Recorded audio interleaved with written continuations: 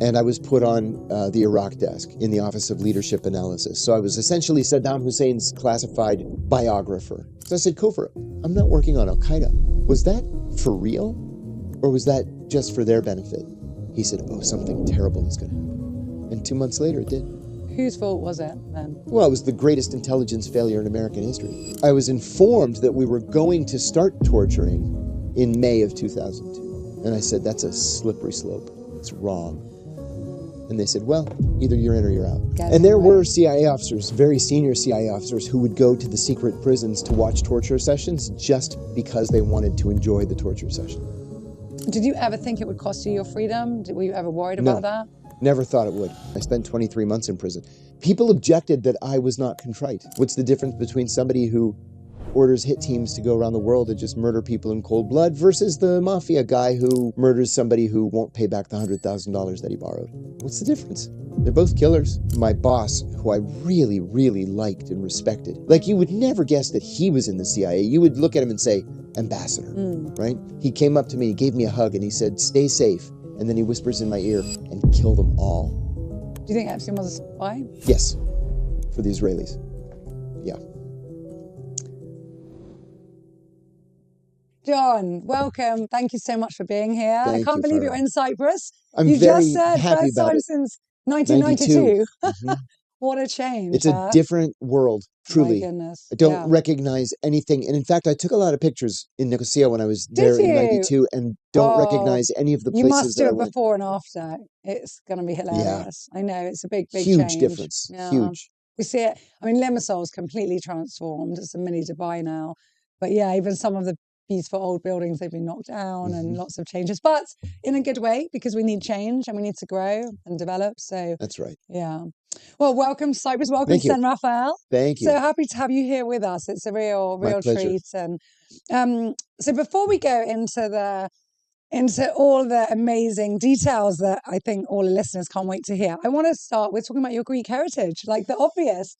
Yeah. Because I do a lot on Instagram, always talking about, it was a bit like my big fat Greek wedding. What is Greek and beautiful and wonderful in the world? And here you are, an American CIA who's originally Greek. So tell us a bit about your parents, your lineage, America.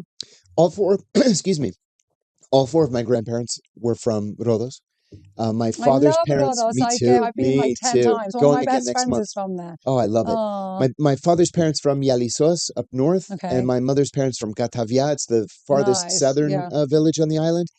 And, you know, it's funny, we were raised to believe we were always Rhodian. Going back, you know, till the beginning of time, always Rhodian. And so I just happened to do a 23andMe test after I was invited to come to Cyprus to speak. When Paul Lambis emailed me, he said, hey, we want you to speak at this Cypriots of the diaspora. And I said, great, I'd love to. Count me in, but I'm not Cypriot. My family is Greek. He said, that's okay. Come and speak and it'll be fun. I happened to do a DNA test at the same time. Don't tell me you've got Cypriot in you. 26% Cypriot. No way! I love that. Oh Which was a shock. And I called a cousin of mine and I said, it's 26% Cypriot and it's all from Papu's side. Yeah. And he said, yeah. He said, I told you that. I said, no, you said Kriti. You said originally we came from Kriti. And I said, that was crazy. I'd never heard that. Yeah. He said, no, I said Kipro, not Crete, not Crete. Goodness. So there amazing. It is. And there's a village in Rhodes called Archangelos. Yes, it's heavily Cypriot. This very similar accent to the Cypriots. I'll tell you a funny story about Archangelos. I like it there. It's very nice. When I was in college, my cousin was getting married in Warren, Ohio. I don't remember why I went with her, my mother, and my grandmother that day. I drove them all to the, what do you call it? The wedding gown store, whatever they call it, the bridal boutique. And there was a girl working there from Archangelos. Her parents were from Archangelos. And she was really good looking. And I said, and we were talking and smiling and flirting. Yeah. We were 20, I'm going to say 21 or 22. Yeah, really young. And I said to my mother, I'm going to ask her out. And my yaya says, oh, no, you're not. She said, I don't interfere, but I'm putting my foot down on this. I said, why? And she said, she's from Archangelos. I said, so what? That's a positive thing. She's Exactly. Rhodian. She's Rhodian. And she says, people from Archangelos have big heads and they lie and they care only about property. That's Said, they have big hilarious. heads, like oversized heads, Oversized heads. and they're all liars. That's your, yeah. And I said, oh, okay. Well, right. if that's the case. Yeah, I'm not going to piss everybody off, so I never asked her out. Oh my goodness, the one that got away. If you're listening to this now, can you imagine there's a lady somewhere going, what, that was him? And you know, the last time I was in Rhodes, it was last year, I stopped in Archangelos with that same cousin, and we had lunch. And I said, it's fantastic here. Yeah. I missed the boat. Oh my goodness, that is so funny. And your first wife was Greek origin as well. From Chios. From Chios, right. Yeah. But also second generation, like her American? parents were born in Chios. Yes, so she was. so she's like, first generation American. Wow. And you grew up in a very, my big fat Greek wedding style, huh? With very much the Greeks. I had 27 first cousins on my mother's side. Wow. Yeah, it was big family.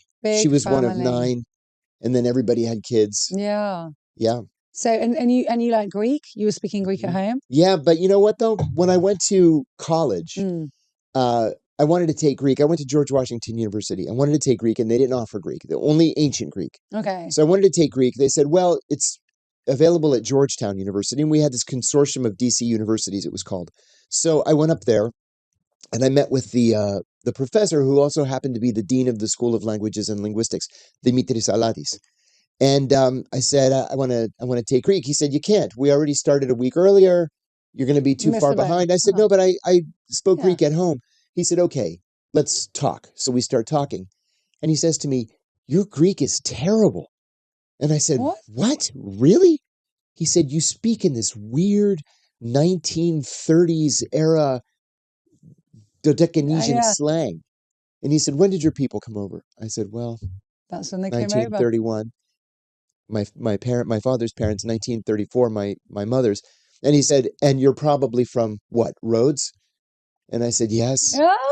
He said, you're going to have to start at the beginner class. Oh my goodness. And I said, okay. And since I knew, the alphabet and the basic words, I was okay. And he let me. Hilarious. So I studied there for 3 years. And then when I went to the CIA, I just continued taking Greek at church on my own, and then was assigned later to Greece while I was with the CIA. Yeah.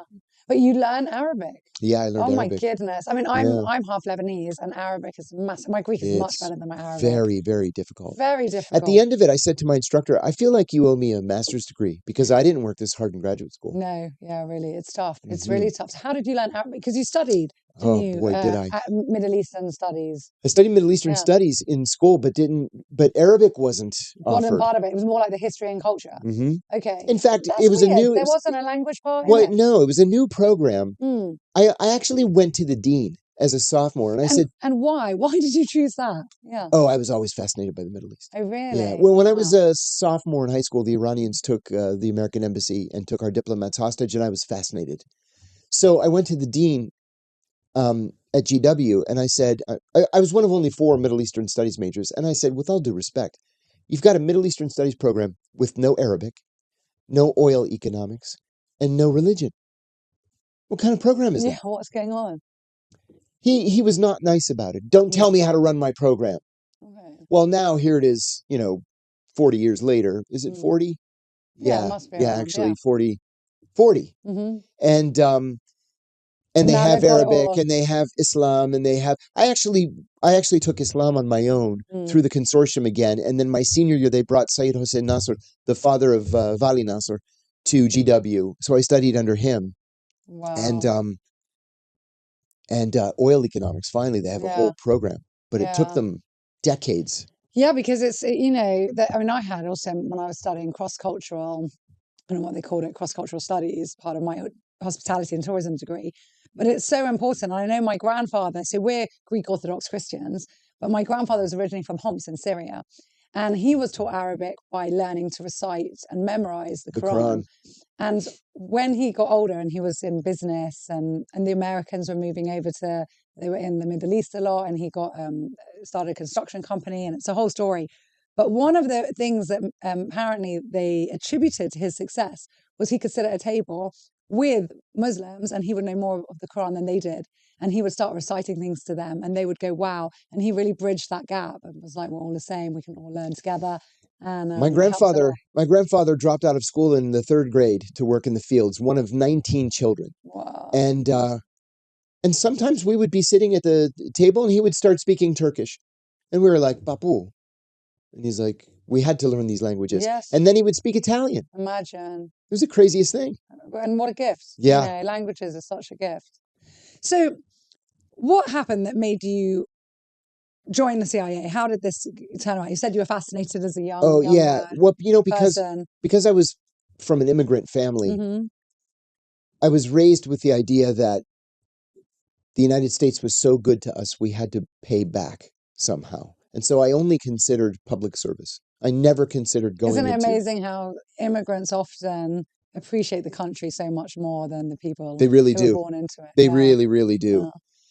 And I mean, look at the Greek community in the United States. It's the best educated and second wealthiest immigrant community in America. Is it? What's the first? The Jews. Oh, well, I just had to hear that come out of your mouth. I was going to say it, but yeah. And the third? The Indians. Okay. Interesting. Yeah. So I only considered public service, but there's public service, there's working in, electricity or something like that. And then there's CIA. It's a big gap. Well, I was thinking more of State Department, Foreign Service, maybe Capitol Hill. And then my advisor in graduate school turned out to be a CIA officer undercover as an advisor. No way. And he spotted me and thought that I would be good. So why was he there undercover in the first place? To spot? To find... Yeah, students. Wow. Yeah. Amazing. Was anyone else hired from your friends? No, just you. Wow, that's amazing. So how does the hiring process work? Well, it's different now. Yeah. They changed it in 1993. Congress passed the Equal Employment Opportunity Act.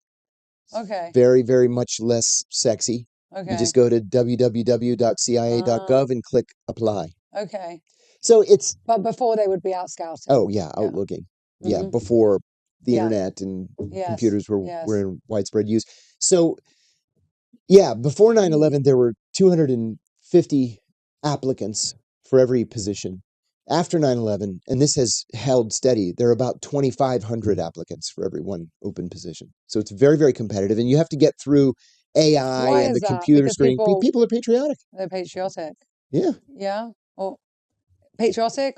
I'm not. Yeah. I'm just putting out there. You're not going to apply to the CIA if you hate the CIA. No, you're not going to apply to the CIA if you hate the government. But it could also be the movies, the perceived glamour. Yeah, but I like old Western movies. Doesn't mean I want to be a cowboy. Yeah. Yeah. Interesting. Okay. So then you started working in the CIA, and then your career progressed. Tell us about because I know you were stationed in Athens and different places. Obviously, you learn Arabic. Well, I started as an analyst. I was hired as an analyst, and I was put on the Iraq desk in the Office of Leadership Analysis. So I was essentially Saddam Hussein's classified biographer. We worked with a team of psychologists and psychiatrists to analyze the personalities of foreign leaders, to look for weaknesses that we could exploit. Oh my goodness! Tell us about that. Well, Tell us about Saddam Hussein. What's your take on? We always compared Saddam to a mob boss. People grossly overuse the word crazy. Oh, he's crazy. The Ayatollah is crazy. Saddam's crazy. Crazy is just different. None of them are crazy. None of them. Just because we don't like their policies or we disagree with their style of leadership doesn't mean they're crazy. With Saddam, he was extraordinarily quick to use violence. And we compared his leadership style to the leadership style of a mob boss. If you spoke out against him, he would cut your tongue out and nail it to the front door of your house. And that way, nobody in the neighborhood was going to speak out against him. If you were a problem or he thought you might become a problem politically in the future, he would either kill you or exile you. If you were, for example, a popular general, let's say you had commanded successful troops against the Iranians, you're not going to get promoted. You're going to be made ambassador to the Philippines. So you're so far away you can't possibly challenge him. There's a famous video, it's freely available on YouTube, from the day that Saddam took power. He's in a small theater on stage, and all the generals who had helped him come to power that day are sitting there in the audience. Dozens of them. And he says, he's sitting on the stage, he's smoking a cigar, and his brother Barzan Takriti is down there standing amongst the generals. And Saddam says, we uncovered a plot against the revolution. And it's among the generals. And there's, rumbling. And then he says, General Muhammad, you've been caught. And General Muhammad stands up and he says, Mr. President, I'm innocent. I support you. I love you. Barzan grabs him, takes him out, and you hear a gunshot in the background. And he does it to a second general and a third general and a fourth general. Finally, he names the next guy and he jumps up and trying to save himself says, yes, I confess. I did it. Well, there was never any plot. And they killed him, killed about a dozen of them that day. And it so frightened all the rest. It so cowed them that nobody dared to challenge Saddam. Some people say it's crazy. I mean, but it's not crazy. It's ruthless. It's ruthless. But it's not crazy. It's just so different from anything that we're brought up to believe what is right, what is correct, what is the norm in the world. It's like the colloquial use of the term nervous breakdown. There's no such thing as a nervous breakdown. That's not a medical term. It's not a psychiatric term. It's just a term that we've come up with, the media have come up with, that we attribute to people who, are in some kind of a mental health crisis. Psychosis or mental health. Or, yeah. Wow. That's, Again, we go back to that's crazy. So you were studying and looking after that side, and then you were moved to Athens. Well, years later. So what happened? So I was an analyst for 7.5 years. I served overseas in Bahrain as an analyst, served in Saudi Arabia, in Kuwait. And you were undercover whenever you were serving? Well, you have to be. You can't just go to the airport and say, I'm with the CIA. So I switched to... And you loved it. You loved what you were doing. I loved it, yeah. So I switched to operations in 1997, went through the operations training, and then went to Greece as a counterterrorism officer. Spent 2 years there, back to headquarters for a year, almost a year. Is that right? No, almost 2 years, year and a half. And then went to Pakistan as the head of counterterrorism operations. And how did you find it? Because we all watch the movies, but we don't know. How do you find it living that double life? No problem. How does that work? Because but you know what? Though we all live double lives. We all have. We go to work, we smile, and then we go home. And, Sure. Now, if you're just some guy I'm sitting next to on a plane, and you ask me, but you're going to work and you're playing someone that's not you. Let's say it might have parts of you. What makes you think it's not me? Yeah, that's what I'm asking. No, but you're saying it's two different lives. And I'm saying, no, it's not. It's not. No. Mm-mm. No, it's not two different lives. Okay. If you're... Explain that further. I mean, for all of us, because we're not in this, the listeners, myself, we're not in this world. So this is something so alien to us. So let us into your world. Describe it. If you're just some guy I'm sitting next to on a plane and you ask what I do for a living, I'm going to tell you a lie. And the lie is going to sound... What would that lie be? Well, the lie is going to sound so boring that you're not going to ask me a follow-up question. Yeah. I'm going to say I'm involved in training in trade negotiations. And you're going to say, oh, that sounds so interesting. And you're lying. And it doesn't. And you're not going to ask me a follow-up. That's it. So it's not really so much a double life like the movies. Yeah. But then when you're on the ground... What? Tell us about it. This is such a different world. So, okay, you're on the ground and you're going about your daily life pretending that you're in trading. No. No, that's called a throwaway cover. Okay. That's just something that I just say just to get you to shut up. Okay. There are different kinds of cover. There's what's called integrated cover, in which case I would work a normal 8-hour day doing a cover job. And then at night I would go out and do my CIA job. I was never under integrated cover. Okay. I was under... Well, no, I shouldn't say what I was under. I was under the kind of cover that I was a CIA officer all day. Okay. And I was working with that country's intelligence service. So I was known to them as John, the CIA officer.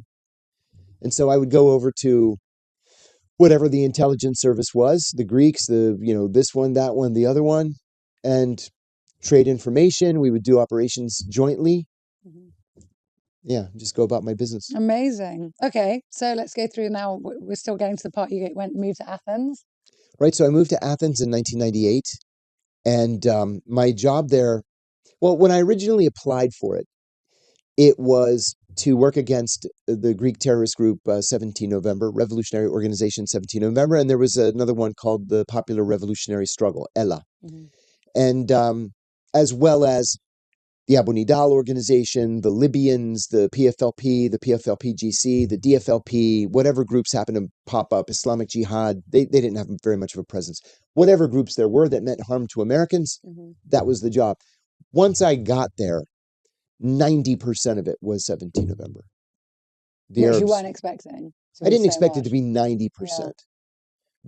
But it was. The Arabs, I mean, by then we've got the immediate aftermath of the Oslo Accords and everybody's getting along.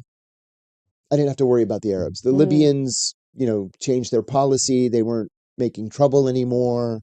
It was all about 17 November. So interesting. And then you stayed in Athens for a couple of years? 2 years.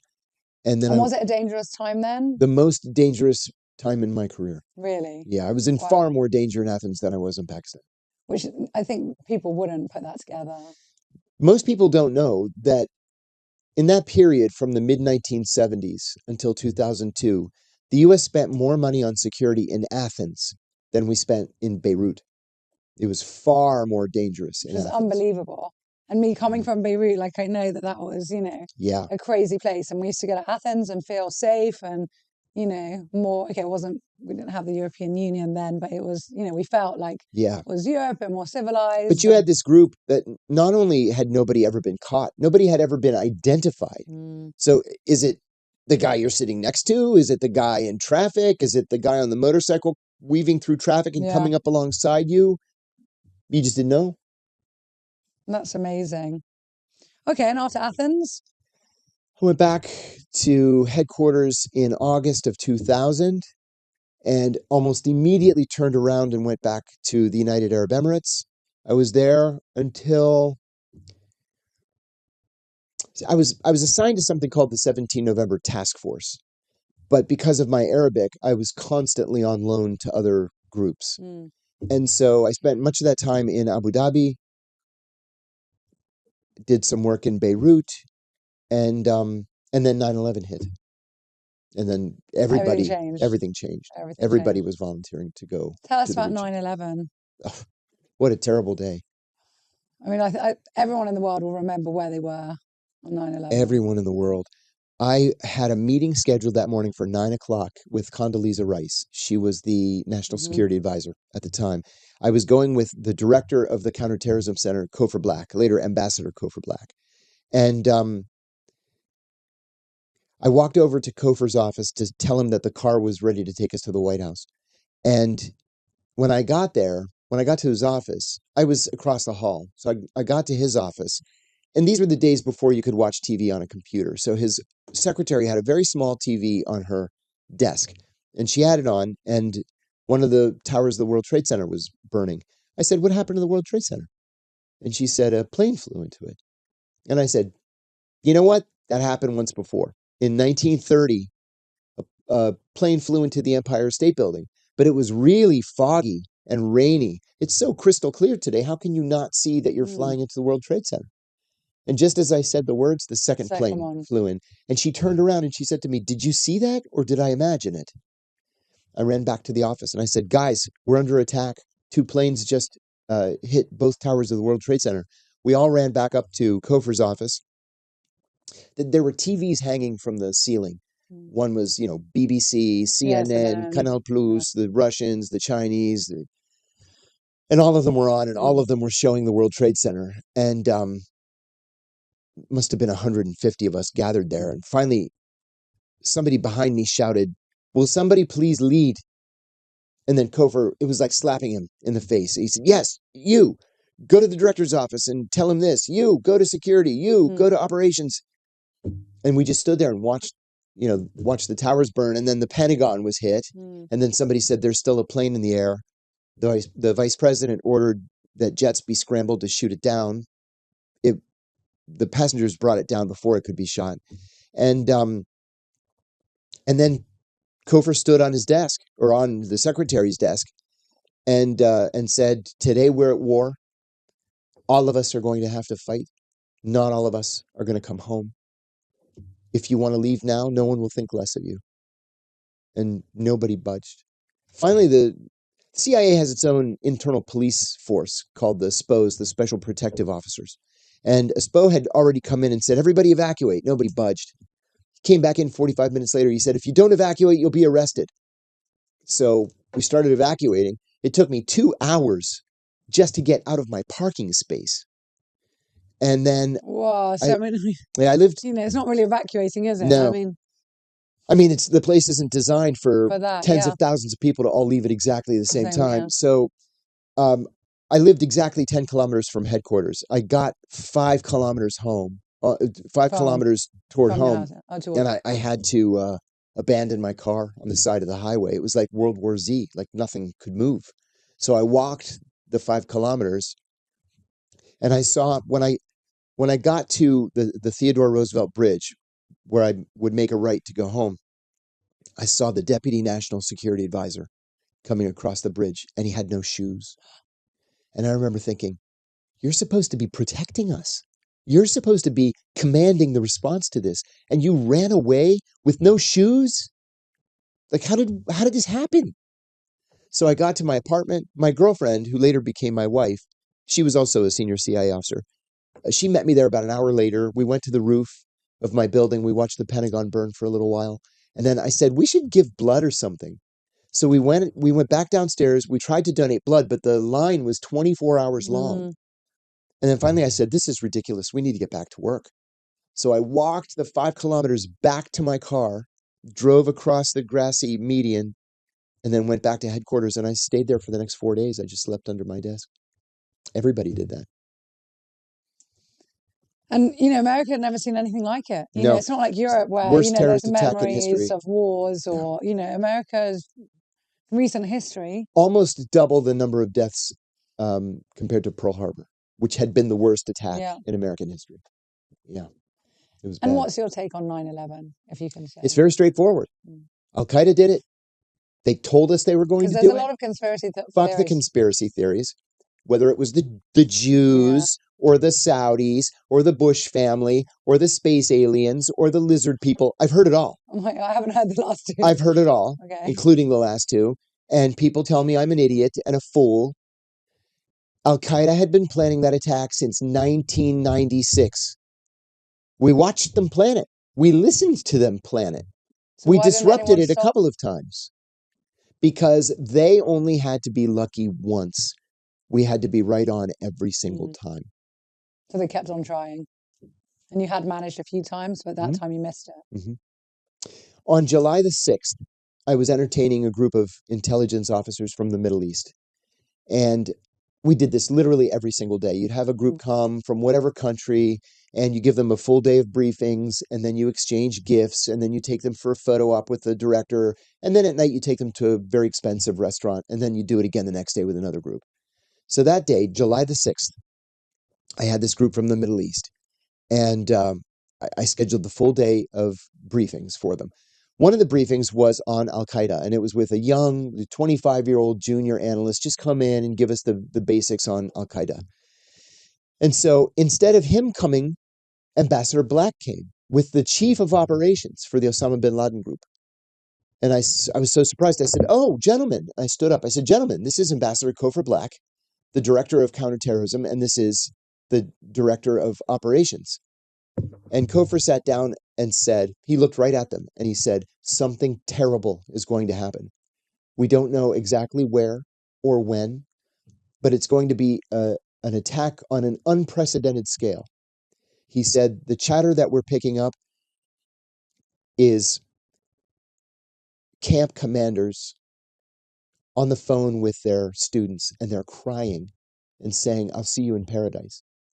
They're saying code words for a massive attack. The honey salesman is coming with vast quantities of honey.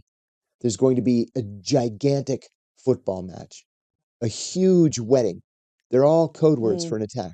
He said, I'm begging you, if you have any sources inside Al-Qaeda, please help us. Utilize them. And they just sat there. So at the end of the day, I sent them back to the hotel. I said, I'll pick you up in 3 hours for dinner. And I went to his office to thank him for taking the time to do the briefing. The guy's in charge of counterterrorism for the entire world. So he's busy. So I said, Kofor, I'm not working on Al-Qaeda. Was that for real? Or was that just for their benefit? He said, oh, something terrible is going to happen. And 2 months later, it did. So whose fault was it then? Well, it was the greatest intelligence failure in American history. The CIA didn't do its job because we hadn't recruited any sources inside Al-Qaeda. The State Department didn't do its job because it gave visas to every one of those hijackers. The FBI didn't do its job because they knew that the hijackers were in the United States and didn't tell the CIA. Congress didn't do its job because it hadn't appropriated enough money for counterterrorism or allowed the CIA to hire enough people. Everybody failed. The predecessors of TSA didn't do their job because they let 19 terrorists on the planes with box cutters and they didn't catch a single one of them. So everybody failed. The absolute tragedy. It's still shocking to think about. Terrible. We witnessed it. 3,000 people were killed that day.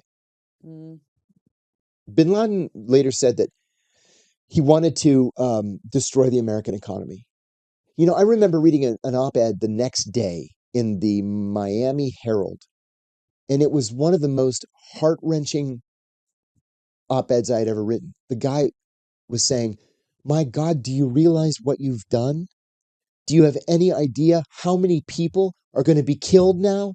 We killed 2 million Muslims in the 20 years after 9/11 between Afghanistan, Iraq, and, associated operations, Libya, Syria, Somalia, Pakistan. 2 million people that would be alive today. Like, what did he think was going to happen? I never understood the decision making. It's so sad. And when did you leave the CIA? In March of 2004. Okay, so it's quite a while ago. And what made you leave? I was newly divorced. My children were young at the time. They were, let me think. They were 9 and 6. My ex-wife moved back to Ohio, and boys especially need their father at that age. And so I had a job offer from Deloitte, one of the big 4 professional services firms, and they said, we don't care where you're sitting, when you're writing your reports, you can work from Starbucks, we don't care. So I took that job. Funny, for exactly double what I was making at the CIA. And I did that for the next 4 years. And so when did you have that moment where you said, if I stay silent, I can't live with myself? Like I need to. Well, it came incrementally. Open. Okay. So we started torturing Abu Zubaydah on August the 2nd, 2002. And I thought this was wrong. And I said something internally. At my promotion panel meeting, the new director of counterterrorism said that I had displayed a shocking lack of commitment to counterterrorism because I wouldn't be trained in the torture techniques, and I had objected to them.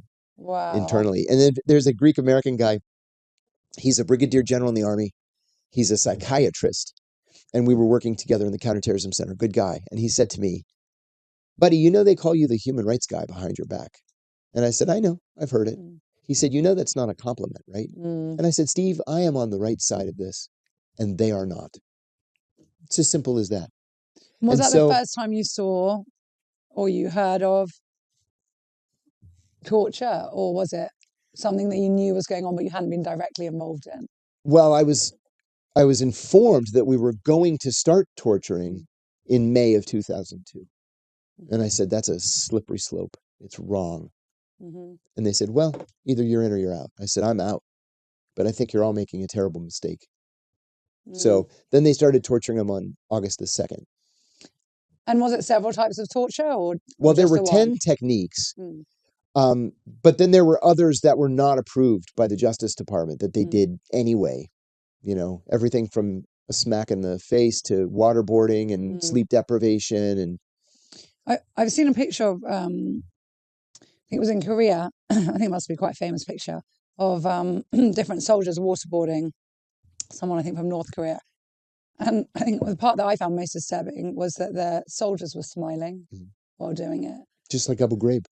And I think that's something that people end up, this, sadistic. Yeah, there's a group thing. Horrible side comes out, and people get this, I don't know, devilish, and I say that not in a nice way that you would for children, just horrible, mean, inhumane side that comes out that feels joy. Yeah. And that must be really scary to see that in someone you know, or someone you had thought you previously liked. It's terrible. I mean, these are people that I consider to be my friends. Yeah. Our kids socialized together, our wives socialized. And then all of a sudden, they go to work and murder people or torture people. And then they go home at the end of the day and everything's normal. That's worrying. I mean, that's psychopathic behavior for me. Yeah. That's what I consider it to be. That's when you say that person's crazy.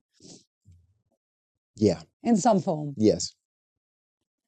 So when did you, so you started seeing that and you weren't happy with it? Well, and I assumed somebody was going to say something. Somebody was going to be so upset that they were going to leak this to the media. And it never happened.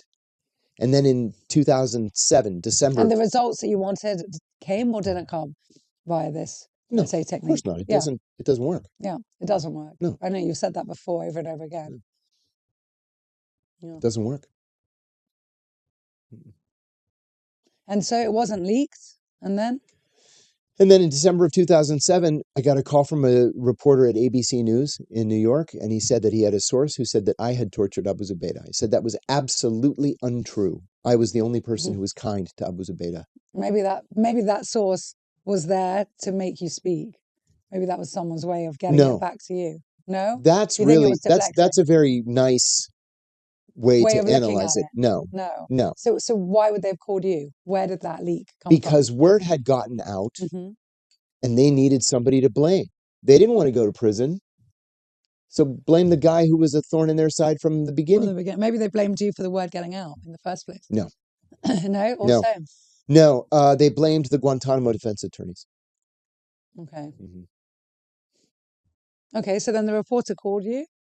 And I decided, to make a long story short, I decided to just tell the truth. Yeah. And that's what I did. And then the investigation started. So the FBI investigated me from December of 2007 to December of 2008. And then they decided... That's a long time. Oh, no, it's not. It's not? No. It didn't feel like a long time? No. No? I hadn't done anything wrong. You weren't worried at that stage? No. You just stood by your principles, your morals, and said, this is the right thing to do. Okay, that's amazing. And then in December 2008, they dropped the investigation. They sent my attorneys a letter saying that they had found no evidence of a crime. Okay. Done. Then a few weeks later, Barack Obama becomes president, and he names John Brennan as the Deputy National Security Advisor. Brennan then secretly asked the Justice Department to reopen the case against me. I had no idea. So they started... And again, why? Like, why you? Why? What happened there? They needed somebody to blame. So why not blame the one person who was the thorn in your side? That's what they did. But at the end of the day, they couldn't get you for torturing because you didn't do it. No, they never charged me with torturing. Exactly. Anybody. So, I mean, they're blaming, it's almost like a scapegoat for something else. We're talking about torture and these people who've done it, which is illegal. It wasn't illegal. That was the whole point. That was the whole point. I said it was illegal. I believed it was illegal. I still think it's illegal. Ethics are a separate issue. Yeah. That doesn't come into the debate. So it wasn't illegal, although you said that there were certain ones that were okay and they used others that were not okay. Those are illegal. Well, that's illegal. Yeah. But that's going to be just sort of lost in the scrum. Okay. The U.S. has a law called the Federal Torture Act of 1946 that specifically outlaws exactly the techniques that we used. Okay? In the 1960s, we ratified the United Nations Convention against torture and inhumane treatment. We wrote it and ratified it. So these techniques are clearly illegal. But then, I'll add, we executed Japanese soldiers who had waterboarded American prisoners of war in 1946. In 1968, an American soldier waterboarded a North Vietnamese prisoner and was sent to prison for 20 years for waterboarding. And then in 2002, the Justice Department said, well, no, it's not illegal. Well, of course it was illegal, but they said it wasn't, which then covered the torturers. The torturers could say, well, the Justice Department said it was legal, so you can't prosecute us. We only followed orders, and the law said that we could do it. I just find it scary because it's war. Even in a prison, these are all, okay, of course, anti-terrorism. But you know what, though? It wasn't war. There was no congressional declaration of war against anybody. I just find it so frightening in war, in prisons, in how people can be so mean when you give them, they say give a man power and you'll see who he is.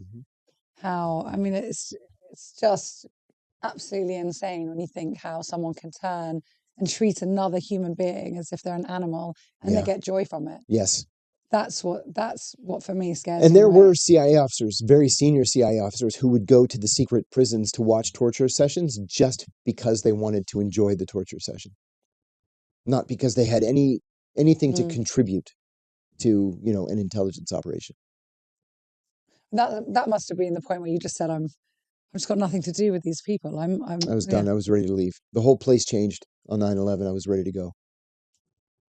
Which is sad because you'd loved it so much. I did. And you felt you loved were, it. doing something good for your country. And And I heard a quote that was it your senior that said, that you were one of the best that he'd had under him and how well you were doing. And, did you ever think it would cost you your freedom? Were you ever worried about that? Never thought it would. No. And I took a lot of criticism when I got out of prison. I spent 23 months in prison. But when I got out, people objected that I was not contrite. And I said, I will never, ever apologize. Never. I'm right. They're wrong. The world is going to come around to my side of the story. And it has. So no, I gave this interview to the BBC. What was it called? Hard Talk. Famous BBC interview show. And it's famously difficult. And finally, the interviewer said, with great frustration, well, you've not apologized a single time since you got on this show. You've never apologized. I said, I will never apologize for anything. Never. They should be apologizing to the American people. And now here we are. What an interview as well, to get to where they want the conversation to go and direct and he's so frustrated that I just wouldn't play along. And I said, no. And now my detractors are either dead or they're retired. And people have come around to my point of view. How does that feel, knowing that people vindicating? Have come on? Must be. Yeah.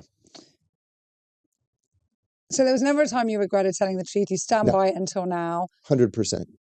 Tell us about 23 months in prison. That's not a little amount of time. That's the way you've got 5 kids. You're in prison. That was the hardest part. It was more Groundhog Day than anything else. It was just the same day repeating itself over and over and over for 23 months. So you read a lot, you exercise a lot. I wrote a book in longhand that ended up doing very well. And just stand by your beliefs. What did prison teach you that was completely different to the CIA teachings? It's night and day experiences. I dealt with psychopaths at the CIA and I dealt with different psychopaths in prison. It wasn't really very different. Some of them had high educations and others didn't. And found themselves, on different sides of the law. What's the difference between somebody who orders hit teams to go around the world and just murder people in cold blood versus the mafia guy who murders somebody who won't pay back the $100,000 that he borrowed? What's the difference? They're both killers. A friend of mine posted something on Facebook the other day. He said his brother-in-law had just gotten out of prison and he had done 20 years for murder. So it was the first time that they had met. And he said, I can't believe I know a murderer. And I said, try working at the CIA for 15 years. Try being the only guy in the room who's not a murderer. And then see what kind of post-traumatic stress disorder you have. That's insane. Do you think you have post-traumatic stress from it all? No. In fact, a therapist friend of mine said to me that he thought it was amazing that I didn't have. Yeah. You've come out of it. Like, you must have a very strong mindset.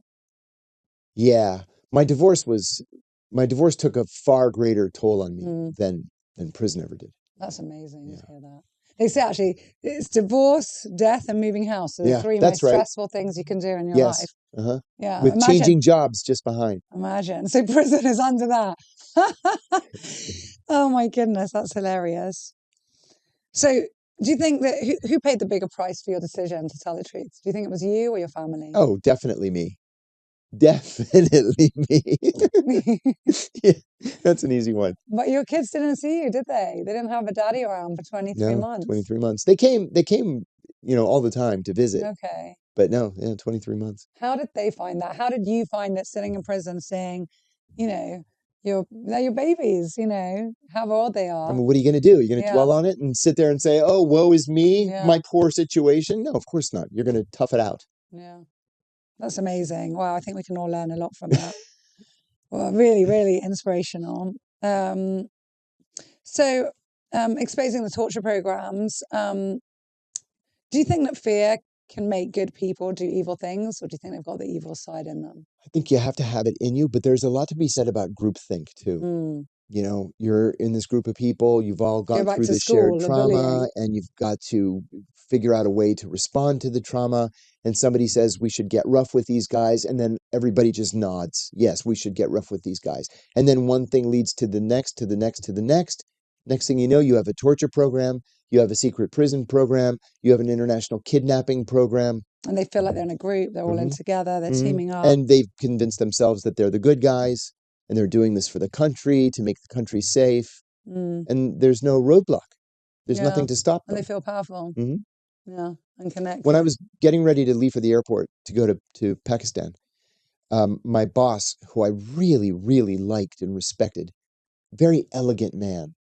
Like, you would never guess that he was in the CIA. You would look at him and say, ambassador, right? He came up to me, he gave me a hug, and he said, stay safe. And then he whispers in my ear, and kill them all. And I said, really, John? We've gotten there already? But even he meant it. Did anyone in the CIA secretly support you or openly? Lots and lots of people supported me openly, quite openly. 77 of them signed a letter to the president asking him to pardon me. But even the day after my arrest, I got an email from the former deputy director of the CIA. And he said, you've chosen a difficult road. I'm glad somebody did. I just wish I had had the courage to do it myself. Wow. I saved it. Wow. Yeah. That's really incredible. It was things like that that kept me going. Yeah.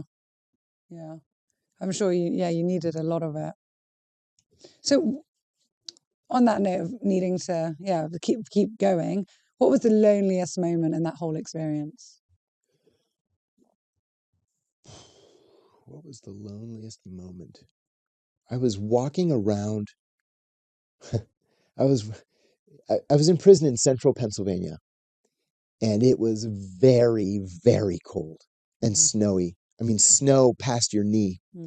And so the track around the yard was closed because there was just too much snow. So if you wanted to go outside in these ridiculous cold temperatures, you could walk around the basketball court. And I had been there just a couple of weeks, and I was walking with a mafia don, the boss of a family, of one of the 5 families in New York. And he said to me, how much time do you have? And I said, 30 months. Feels like 30 years. I ended up with 23 months. I said, it feels like 30 years. And he stops. He said, let me give you some advice. When somebody asks you how long you have, you tell them 5 years. Because if these guys hear that you have a sentence that's so short, they're going to kick your ass. He said, there's a lot of jealousy. And there are a lot of guys here doing 10, 20, 50 years. So I said, okay. So I didn't tell anybody that I only had 23 months. Then one day, So if someone asked you, you just say 5 years. Yeah. 5 years. Mm-hmm. So one day, well, every day at 4:00 they post a schedule called the call out list, and it'll have a prisoner's name and number, an office that you have to report to the next day, and the time. So it'll be like, you have to go to the dentist or the doctor or personnel or whatever. It's just the list of appointments. And one day mine was on there and it said R&D, receiving and discharge. That's when you're going home. And one of the Nazis stopped me and he said, "Why are you on the R&D list for tomorrow?" I said, "How the heck am I supposed to know why I'm on the... What do you think, I run the prison?" That's how you have to respond. Yeah. But I didn't tell anybody. I'm going home tomorrow. Yeah. Not a word. Except the Italians. The Italians knew. They were my closest friends. Did you keep in touch with anyone? I keep in touch with most of them. Oh, really? Yeah. That's so funny. You know, it's crazy. You see movies like The Godfather and Goodfellas and Donnie Brasco. And then those guys are in your prison. Like the actual guys. And they become your closest friends. Yeah. I gained 35 pounds in... what is 35 pounds? It's like 15 kilos in prison. Because you remember the scene in Goodfellas where they're cooking and cutting the potatoes or whatever. No, the garlic. Yeah. That's how we ate every day. We had a crooked guard on payroll, and he would bring in the pork loin and the pasta and the marsala sauce, the white wine for the marsala sauce, and he would bring all this food, and we would cook and cook and cook, and I gained 35 pounds. It was good. They were good guys. I'm still in touch with all of them. It's amazing, isn't it? So I ask everyone on my podcast, usually on the other one, Hotel Talk, for a favorite quote. Do you have a favorite quote? Yeah. The arc of history is long, but it bends toward justice. That's my favorite quote. I love that. Martin Luther King. And since coming out, you've done so many things. Your life is full and busy. Yeah. What's for the future? Well, about 10 weeks ago, after having told some of these same stories for the last 19 years, I went crazy on TikTok. I don't know why. It's just one of those things where the algorithm just picks you up. Got me. And so I've been signed by the largest talent agency in the world. And my 9th book comes out in July. And I'm going to start my first ever novel. I'm working with a major Hollywood studio on a television series now. I have my own podcast. I'm in between podcasts. We're starting it in a couple of weeks. On YouTube, it's at Real John Kiriakou. And yeah, things are good. It's almost that there aren't enough hours in the day. I love that. Well, you deserve it. Thank you. I couldn't see you and not talk about the big, maybe that's why also TikTok's gone mad. So, I mean, the big topic of today, Epstein. Yeah. What's your take on that? They're all corrupt animals. You know, these rich and powerful, they're all corrupt animals. And the most sickening thing is that literally nobody will face justice. Nobody. No one. You don't think it will ever? There are statutes of limitations, and this is not a partisan issue. Donald Trump didn't prosecute anybody. Joe Biden didn't prosecute anybody. Barack Obama didn't prosecute anybody. They're all in on it. All too powerful. I mean, it's sure. You know, now I think everyone in the world, even people who didn't believe in any conspiracy theories, I was one. Now I'm like, I believe anything's possible. I mean, the more we see, the more that comes out. It's just absolutely frightening. Yeah, I agree. Sickening. It's sickening and frightening. And, you know, there might be something to these allegations that this Iran war started just to distract the American people from the Epstein files. Yeah. The vote in Congress to release the Epstein files, to mandate release of the Epstein files, was 419 to 1 in the House of Representatives and 99 to nothing in the Senate. And they haven't done it. Yeah, and the president said, "What are you going to do about it? What are you going to sue me?" So we're all screwed. Do you think they'll ever come out? No. No. No. There's just too many powerful people in the background. Yes. Do you think Epstein was a spy? Yes, for the Israelis. I feel very strongly about that. Like, we know from the release of the last tranche of documents that he was also at least trying to work for the CIA and the FBI, for MI5 and MI6, maybe for the Germans, and that he had actively sought a one-on-one meeting with Putin. We don't know why. But the Israelis, 100% yes. Yeah. Right. On that note, I'm going to my Instagram where I always ask people that they can ask anything they want before I go live. So, oh my goodness. Oh my goodness. How long do we have? Okay. So, Emma has asked, given the rise of social media and now the commonplace hacking leading to loss of data, combined with a rising pessimism about democracy and a rising interest in autocracy and fascism, do the American people even care about their data and privacy today? No, they don't. I hate to say that. That's so interesting. But no, they don't. That's a great question. So, you know, Congress made such a big deal a year ago about TikTok being somehow controlled by the Chinese. It's not, but somehow controlled by the Chinese, and we're going to shut down TikTok, or we're going to force the sale of TikTok. First of all, they're collecting our metadata. Who cares? Who cares if let's say it is owned by the Chinese, which it's not. Who cares if the Chinese know that I lay in bed at night and I scroll through videos of, cats or something? Yeah, little kids cooking meals, cats, whatever, police chases. Who cares? Secondly, what in the world makes TikTok's collection of metadata any different from Facebook or Instagram or X or anything else? Yeah. Well, I've always said that as well. People are always like, oh, the phone. And I'm like, well, I'm quite open anyway. And I'm like, so what if someone knows, I tell everyone I'm vegan anyway. So if they're seeing that I'm scrolling vegan recipes, that's not big a shocker. Secret. Yeah, exactly. And then, or my birthday or my real age, I'm quite happy to share it. The second part of that question, I think, is very important too. Americans do have an appetite for authoritarianism, and it scares the hell out of me. Yeah, it really does. It's not good. It weakens our democracy. Yeah. Yeah. I think that's becoming more and more apparent with everything going on in the world. Yeah. So, oh my goodness, another one, Jill. Everyone wrote really long questions for you. So, okay, you have time, yeah? Let's see, what are we going for? Okay, we'll give it a couple more minutes. So, what gives you hope for a better future? How do you think we can move forward in a more positive direction and better balance protecting people from bad actors via intrusion into their privacy? How would he like to see the CIA change? Is he more worried about the powers the CIA has or the power of the big tech companies? Oh my goodness. Let me answer up to there. Yeah, exactly. I'm on record as saying I think the CIA should be dismantled.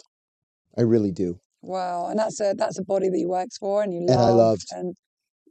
But it's not. We can't trust the CIA to not spy on Americans, which it's forbidden by law from doing, and it does anyway. And then again, it just says, what are you going to do about it? We can't trust our congressional overseers, the elected officials who are on the oversight committees for the intelligence services. All they are cheerleaders. They're not overseers. And so if they're not going to protect our rights, then that means nobody is going to protect our rights. And so we shouldn't have an organization that willfully violates our rights in the first place. But what gives me hope is that somebody like Ed Snowden would go public with these revelations. And even though he went public 13 years ago next month, and we have not seen changes, every 2 years, when the Patriot Act comes back up for reauthorization, or Section 702 of the Foreign Intelligence Surveillance Act comes up, a few more members of Congress switch sides and oppose it. So eventually we're going to get there, and we're going to get our civil liberties back. You think? Eventually. Let's hope. Oh my God, I'll stop at that because this is from Jill and there's like 20 questions in one thing. Let's just see if we've got more.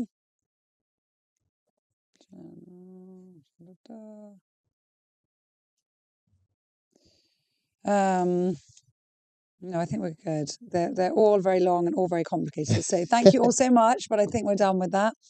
Anything you'd like to close on? Any note that, like for me personally, I'd like to ask how us as general public, who we're not involved in all of this, how we can protect ourselves and how we can keep a positive. There are a couple of different ways. And we have to do all of them simultaneously. The most important, I think, is to force our elected officials to do what we want them to do. And that is to ensure that our rights are protected and what they promise, from overreach. What they promise every time, and then forget about. And then don't do it. And then we should throw them out until we find somebody who will protect our rights. But we also have to speak and march and write and take to the streets when that's necessary and stand up for our rights. Because otherwise, our governments will just roll all over us and they won't accomplish anything at all. Yeah, chucked out of social media. Everything is there. I mean, I think we've all had it. I've had it, where it's just like I was thrown out of everything for a couple of weeks. Because Mark Zuckerberg doesn't like your opinions on things. Yeah. Yeah. I got suspended from Facebook. Listen to how stupid this is. I was dating a Brazilian diplomat, and she sent me a video of a zip line in Brazil. You start at the top of the mountain and you go like, a kilometer on this thing. And I responded, crazy Brazilians. And I was suspended for hate speech against Brazilians. I mean, come on. We were just saying now at the beginning of this podcast how people use the word crazy, just like, even as a compliment. Yeah. It was like, that's a bit crazy. It's out of the norm, out of my norm. That's crazy. On X, Disney posted that they were bringing to Disney Plus a multi-part animated series on the life of Mustafa Kemal Ataturk. I have 220-something thousand followers, and I wrote, very disappointed that Disney Plus would dedicate resources to covering the life and times of a genocidal maniac. The next thing I know, I get an email from the German National Police saying that they had just finished their investigation of my alleged hate crime against the Turkish people, and they decided that I had not committed a crime. And I was like, fuck you. Germans and Turks both tried to trample my freedom of speech. I just can't believe how people are being cancelled left, right, and centres, losing jobs, everything, just for voicing opinions. Yeah. They're not going out shooting anyone. They're not holding weapons. They're just sharing an opinion. At my last podcast, I had a sound engineer, great guy, Robbie West. Love Robbie. He and I disagree on immigration. I'm a supporter of immigration. I'm from an immigrant family. It would be ironic. It would be ironic if you did it. Exactly. And many of the members of my family went to the United States as what are called illegal immigrants. I hate that term. Yeah. Undocumented immigrants is what I say. Robbie wants to just close the borders, seal them, and expel everybody who's not there with paperwork. Right? He's an absolutist. Okay, we disagree on that one issue. He's a great guy. I know his wife and his kids. They're lovely people. He mentioned offhandedly one time that he worked in a hospital in Kalispell, Montana. And somebody called every hospital in Kalispell, Montana, until they found the one that he worked in, and they complained so vociferously that he was fired from his job. Was that really necessary? Does it make your life better that Robbie West doesn't have a job anymore because you don't like his position on immigration? That's how things have turned in the United States. It's all very angry. We're seeing it all the time. I mean, so many actors are out of work and they've been told you're never going to work again. Yeah. It's and you will never know. Kevin Spacey was just here, just ate here at our restaurant. Fantastic. Oscar Always winner. loved him. Yeah. And that's it. He was told, that's it, you're out. While he was here, and I was meeting him, and he was having to go off and talk to Netflix because they sued him for the loss of revenue after firing him. I mean, it's really, I find it really scary. I really do. I'm quite happy that I'm in my little rock in Cyprus, dealing with hotels and hospitality. But yeah. I've actually reached out to him a couple of times to ask him to come on my podcast, Kevin Spacey. I'll put you in touch with his manager. Oh, thank you. I think I had been emailing the wrong people. Yeah. Because I think he's been wronged. I think so. Yeah, we all do things in life that we regret. Everybody does. Everyone has done things. But then the solution is to ruin the guy so he never works again? Yeah. Come on now. Yeah. He lost his house. He lost everything. He did. He lost his house. It went to auction. Yeah. Lost everything. Yeah. Yeah. He was staying in the UK in an Airbnb under a code name. Yes. Yeah. That's exactly right. Yeah.